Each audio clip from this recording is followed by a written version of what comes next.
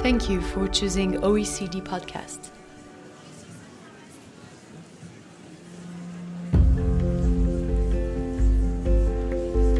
Welcome to OECD Podcasts. I'm Clara Young, and I'm sitting backstage at the Theatre Odeon in Paris with Alexander Zeldin, who wrote and directed Love, a theatre piece co-produced by the National Theatre of Great Britain and Birmingham Repertory Theatre, and which is now being adapted for BBC Two. I think the program notes explains this play very well. Love depicts the downward spiral of economic precariousness and all the instability that goes with it. It shows the deficiency in the system of social care and the negative effects of austerity politics. So just for our listeners who cannot see the play, the story takes place in a temporary shelter in the present-day UK a few weeks before Christmas. The audience sees on stage the kitchen and common area. Opening onto it is a washroom on the left and two bedrooms. In one bedroom lives a 50-something man named Colin and his elderly mother, Barbara. Colin is unemployed, and they have been there a year. In the other bedroom are new arrivals, Dean, who is also out of work, his two middle school-aged children, Paige and Jason, and Dean's partner, Emma, who is expecting. The other people we encounter in the shelter are Tharwa, a Sudanese refugee woman, and Adnan, who is from Syria. I want to start with an audio excerpt from the play, and afterwards, Alexander Zeldin, you can tell us what's going on. I had to go to the food bank. Okay. You said with them, you're all right? I know. Okay. That's what I had to do. They've cut the money, and we have to stay here till they start it again. We haven't done anything. No. Is everything okay, Dad? Everything's fine, babe.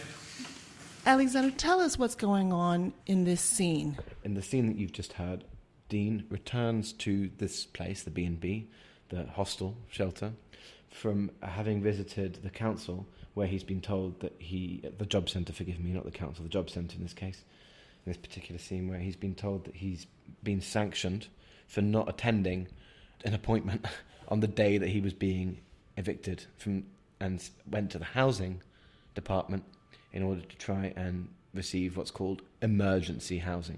And because of this situation and his subsequent kind of loss of funds, he's had to go to a food bank, okay? So a food bank is something that over 1 million people a year in the United Kingdom, which is one of the richest economies in the world, are using. Now, recent studies suggest that something like 25% of the population of Great Britain is living on or below the poverty line. According to the Institute for Fiscal Studies in London 2018, the local governments have suffered about a 1/5 plunge in revenue since 2010. So that's just one statistic that underpins what we're seeing in this scene. Yeah, that's absolutely right. I mean, I think that expression you just used is actually quite a helpful point to kind of talk off from, which was that what underpins... Now, just to be clear, like my profession, I'm a dramatist. I'm not interested in polemic. I'm not interested in documentary. That's perhaps something that a journalist is better equipped to do. What I'm interested in doing is showing, being in the present time with people living through a very particular set of circumstances. So the circumstances that I've chosen to represent in my work are those of these people living in what can be described as great fragility and great precarity, and in a context where they are really kind of pursuing that endless sort of very traditional story of the individual's struggle with the system, the invisible system. And that's something that is at the heart of a lot of drama and at the heart of our condition as human beings, is how do we live? How do we care for one another? What is the fabric that we wish to bind our society with? So in answer to your question, what's really going on here is a father is bringing back food. He's been to a food bank, which is a very humiliating experience, okay? And the people that run food banks, there's very different types of people that run many different types of food banks, but by and large, to the many that I've been to, extraordinary volunteers that run food banks, often themselves in a situation of great fragility and great need, who are, despite all this, you get a form that you get given by the police, by a local charity, by your GP, when you're hungry and you can't feed your family. So this is a father returning who can't feed his family. These are based on research that you've done for how long on this piece? Between 2 and 3 years. been able to, through the collaboration with the actors and the rest of my creative team, and we've also brought into the process a number of people who are living in these situations to be part of this work, but not just in a sort of quick way, but over a longer period of time. Can you tell me about the people that you worked with?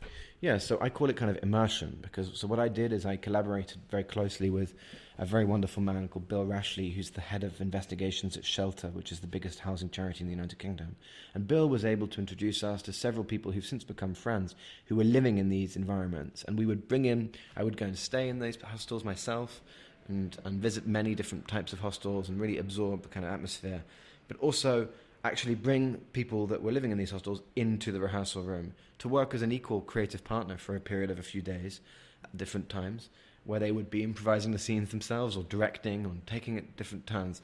And this allowed their kind of voice to be part of the fabric of the piece in a way that I hope is sort of felt. What was the most recurrent thing that they would say to you when they would be critiquing the writing and saying, oh, well, this is true, or you need to put more emphasis on this? What did you hear the most often? It's a very good question. I think that actually the dominant thing was just the fact that there's no privacy. What's interesting, if you want to analyze it, which is not really my role, it's perhaps yours, is to say that, what they would say, a lot of people would say, I'll tell you this, one thing that gave me the title was something that someone said. So it was a wonderful man who I met in Birmingham who'd lived with his alcoholic mother who was suffering, who died in this room, in which was also his schizophrenic brother who he was caring for.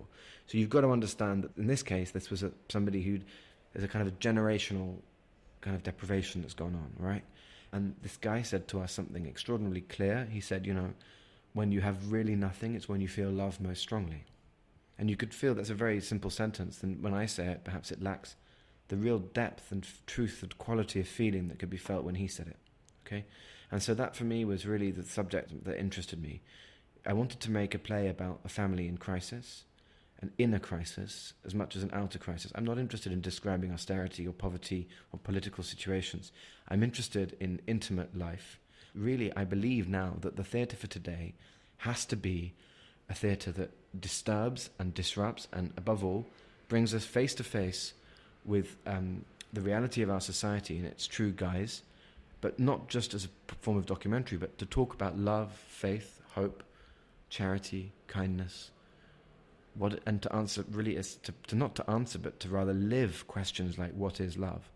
That's really all I'm trying to do in my work, is to live these words that we put so boldly in the title.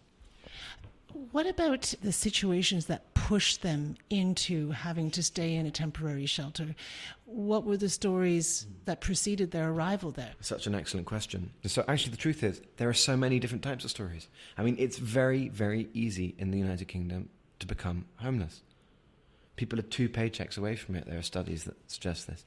Some simple examples are just people that suddenly the landlord sells the house, and they've been there for 5 years, and since the prices have gone up, and the kids are in a school, and they don't want to move from the school in the area, and they try and get somewhere else, but they're receiving benefits, and no one will take benefit claimants, despite you get housing benefit, you can't spend on housing, because none of the private landlords will take housing. So you go to, try and find some kind of social housing or supported housing. That's impossible because there's none. The waiting lists in some local authorities are up to 25 years. That's a lifetime. That's a situation that's quite similar to people that I've met in refugee camps that have been in refugee camps for 25 years. So there's a kind of purgatory that I wanted to capture. And I think it is a feeling of lives lived in waiting that is the result of the system that we live in today, the faceless system. Put it this way, how we manage to live with the knowledge, intellectual knowledge of the suffering of others. Because we know all about it, but it doesn't really touch us. It doesn't really change our inner makeup. There's a reality that economists have been talking about now for many years, and which is now, I think the mainstream society is starting to understand, is acute income inequality. The people that you talk to, what are their thoughts on that? Do they think people have no idea what they're going through? Do they feel indignant? Yes, I think, but there's also something that you need to understand, which is that I think we're in a society that is not only systemically unequal, it's also systemically racist and misogynist, and it's something that we have to be honest about. What has become of these people who you worked with? Well, one person who I can say the name of is Louise, who's who was in the film of Love, actually, just now. We put her in the film. She's received housing. But, Louise is somebody who's a really great example. She has 5 children, okay, who lived for a year in a B&B, okay, in a room that's a really tiny room with 5 children, of which one is disabled. And she was basically tricked by the council, which is what happens quite a lot, because there is no housing. So the council, they're sort of faceless. That's what's important to understand. Louise has now got housing, for now. She's got a little social house with her family, and so she's doing well. And she's continuing to be an advocate and fighting for it. It's a great tragedy that the previous Prime Minister of the United Kingdom said this thing about the big society, right? Now, the reality of the big society is that it was cutting government funding and relying on charities. Now, the result of that is that the actual charities that you're relying on are run by people who are often themselves vulnerable, who are under-resourced. And so it's this sort of outsourcing culture, this idea of like creating sort of gap walls between oneself and one's responsibility. Well, there has been a policy that has been quite popular on make work pay, and so cutting benefits to people without work, but raising, for example, tax credits for people who, even if they're low income, but they're working. Well, you also have to be realistic about how much these tax credits are. I was on tax credits myself at a period in my life when I was, I didn't make any money from theatre till I was 30. It was very different, but nonetheless, I know what they're like. I've been on them. The truth is that tax credits are a very small amount of money. And, there was a statistic that used to be bandied around by the Conservative Party that they'd created 2 million new jobs. I know what these jobs are like. I've done them. And I've done them for research, just to be clear, with my previous play, Beyond Caring. They are 0-hour contracts. They are 20-hour contract a week for minimum wage. You can't live on minimum wage in London. So it's this sort of ghettoization of people that are stuck. Again, I come back to this word purgatory. It's a sort of weird result of the way that society works today, which is that people are sort of left in a waiting room. Because you brought up your last play, Beyond Caring, which is about 0 hours contract workers. Well, yeah, it's about insecurity, actually. It's about insecurity, both inner insecurity and the insecurity of work. Actually, just to be really clear with you, Clara, like the 3 plays that I'm doing, Beyond Caring, Love, and my next play, which will be on next year, which apparently I've been told I'm not allowed to talk about, but anyway, I'm telling you about it now. It will be on next year in London. It will be a sort of third part of this trilogy.